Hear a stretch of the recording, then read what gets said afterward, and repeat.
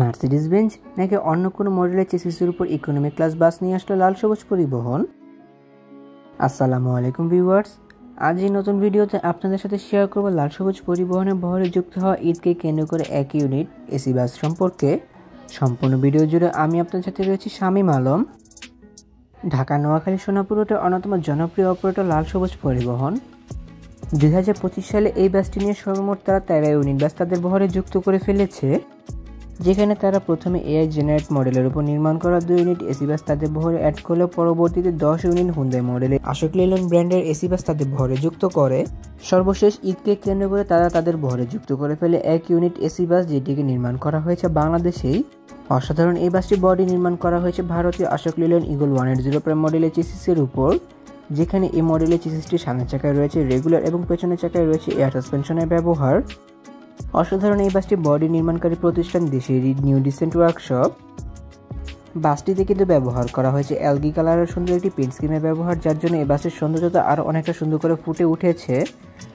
বাসটিতে কেমন ধরনের body shape apply করা হয়েছে সেই সম্পর্কে কোনো আইডিয়া দেওয়া পসিবল নয়, কারণ আমি কিন্তু এর আগে এমন কোনো মডেলের বাস দেখিনি। কিন্তু এই বাসটি ফ্রন্ট আর ব্যাক দেখে যা বুঝলাম, এই বাসটিতে কিন্তু লাক্সানা SF3 এর কাজ করানো হয়েছে কিছুটা। বাসটির ফ্রন্টে ব্যবহার করা হয়েছে লাক্সানা বাসের অরিজিনাল হেডলাইটের পাশাপাশি এলইডি হেডলাইটের ব্যবহার, এবং রেয়ারে ব্যবহার করা হয়েছে লাক্সানা SR2 এর অরিজিনাল টেললাইট পাশাপাশি লাক্সানা বাসের অরিজিনাল বারলাইটের ব্যবহার। ওভারঅল বাসটির ফ্রন্ট ব্যাক সাইড সব মিলিয়ে বেশ ভালো মানের কাজে উদাহরণ দিতে পেরেছে নিউ ডিসেন্ট ওয়ার্কশপ। এছাড়াও বাসটির ব্যাকে যে কাজটি করানো হয়েছে সেটি কিন্তু হুবহু লাক্সানা ডিসকভার SR3 মডেলের আদলে নির্মাণ করা হয়েছে, কিন্তু এই বাসটি ব্যাকে কিন্তু ব্যবহার করা হয়েছে লাক্সানা SR2 এর অরিজিনাল টেললাইট এবং বারলাইটের ব্যবহার। শুধুমাত্র যাত্রীদের আকর্ষণ করার জন্য কিন্তু এই বাসটিতে মার্সিডিজ বেঞ্জের লোগো ব্যবহার করা হয়েছে। লাল সবুজ পরিবহনের এই নতুন বাসটিতে কিন্তু কোনো প্রকার এসির জন্য সাব ইঞ্জিনে ব্যবহার করা হয়নি। অনেক তো এই বাসটির বাইরের অংশ ঘুরে দেখলাম, চলুন এবার একটু ভেতরের অংশ থেকে ঘুরে আসা যাক। বাসটির ড্যাশবোর্ডের অনেক সুন্দর কাজ করেছে নিউ ডিসেন্ট ওয়ার্কশপ, যেখানে এই বাসটির ড্যাশবোর্ড দেখলে মনে হবে যে এই বাসটি কোনো সিবিইউ বাস। চালক যাতে গাড়িটিকে সুন্দরভাবে পরিচালনা করতে পারে তাই নিউ ডিসেন্ট ওয়ার্কশপ কিন্তু এই বাসটিতে এসি কনফিগারেশন, লাইটিং কন্ট্রোল আদি এবং রেয়ার ভিউ ক্যামেরা টিউসিটি ড্যাশবোর্ডে ব্যবহার করেছে। পাশাপাশি গাড়ির সামনের অংশে সিলিংয়ে ডেকোরেশন সুন্দর করে করা হয়েছে, যেখানে সিসি ক্যামেরার সুবিধা ব্যবহার করা হয়েছে যাত্রীদের প্রাইভেসির কথা চিন্তা করে। 2x2 ফরমেশন মানে ইকোনমিক ক্লাস ফরমেশনে এই বাসটিতে ব্যবহার করা হয়েছে সর্বমোট 40টি সিটের ব্যবহার, যেখানে কোনো সিটের সাথে লেগ রেস্টের ব্যবহার করা হয়নি, কিন্তু হিউজ পরিমাণ লেগ স্পেসের ব্যবহার করা হয়েছে। আশোক লেল্যান্ড ইগল 180 প্রাইম মডেলের চেসিসগুলো যেহেতু 11.10 মিটারের হয়ে থাকে, সো এই বাসগুলোতে কিন্তু 40 সিসি দেওয়ার পরে কোনো প্রকার লেগ রেস্ট দেওয়া পসিবল হয় না। এছাড়া এই বাসগুলো ভেতরে করা হয়েছে হোয়াইট এবং blue colour chain LED lighting ডেকোরেশনের ব্যবহার, যার জন্য এই বাসগুলো ভেতরের সৌন্দর্যতা আরও অনেকটা সুন্দর করে ফুটে উঠেছে। পাশাপাশি আরও রয়েছে রুম লাইটিং ডেকোরেশনের ব্যবহার এই বাসটিতে। বাসগুলোর সিটগুলোর প্রসঙ্গে বলতে গেলে প্রতিটি সিট বেশ বড় এবং আরামদায়ক, যাত্রীদের কমফোর্টেবল এনশিওর করার জন্য প্রতিটি সিটে বেশ ভালো পরিমাণ স্পেস দেওয়া হয়েছে। প্রতিটি সিটের সাথে কোনো প্রকার লেদার কিংবা ভেলভেট কাপড়ের ব্যবহার করা হয়নি, পাট জাতীয় কাপড় ব্যবহার করা হয়েছে এই সিটগুলোতে, যা লং টাইম ইউজের ক্ষেত্রে বেশ পারফেক্ট হবে যাত্রীদের জন্য। এছাড়া হিউজ পরিমাণ লেগ স্পেসের ব্যবহার করা হয়েছে প্রতিটি সিটের সামনে, যেহেতু কোনো প্রকার লেগ রেস্টের ব্যবহার নেই সিটগুলোতে। পাট জাতীয় কাপড় যেহেতু ব্যবহার করা হয়েছে, সো এসি এই বাসগুলিতে লং টাইম জার্নি করার ক্ষেত্রে যাত্রীদের কোনো প্রকার কমপ্লিমেন্ট এবং অভিযোগ থাকবে না বলে ধারণা করা যায়।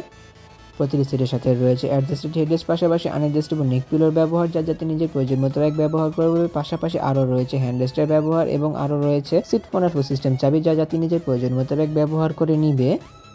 প্রতিটি সামনের সিট থেকে পিছনের সিটের ডিস্টেন্স বেশ ভালো মাপে রাখা হয়েছে এবং প্রতিটি সামনের সিটের সাথে ব্যবহার করা হয়েছে লেগ হ্যাঙ্গারের ব্যবহার পা মিলিয়ে বসার জন্য, এবং হিউজ পরিমাণ লেগ স্পেসেও কিন্তু ব্যবহার করা হয়েছে যা পূর্বে বলেছিলাম। এবং চিপ জুস স্ন্যাক্স ক্যারি করার জন্য কিন্তু ব্যাগের ব্যবহার করা হয়েছে। প্রতিটি সিটের মাথার উপর রয়েছে রিডিং লাইটস এবং এসি কন্ট্রোলারের ব্যবহার, যা যাতে নিজের প্রয়োজন মতো ব্যাগ ব্যবহার করে নিতে পারবে। সেই সাথে আরও ব্যবহার করা হয়েছে সুপারভাইজার কলিং বেল সুইচের ব্যবহার।